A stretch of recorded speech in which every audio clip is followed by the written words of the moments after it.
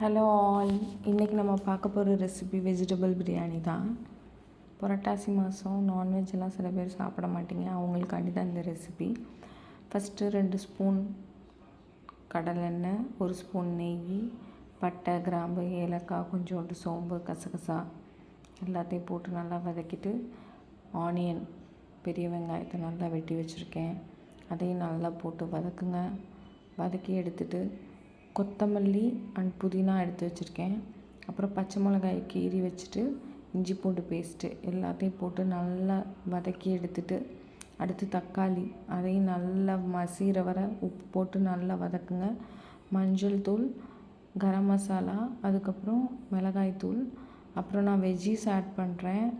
Carrot, beans, அப்புறம் பட்டாணி ஊற வச்சது, அப்புறம் ரைஸு 20 மினிட்ஸ் ஊற வச்சுருக்கேன். கரெக்டாக 20 மினிட்ஸ் ஊற வச்சு 3 விசில் தான்.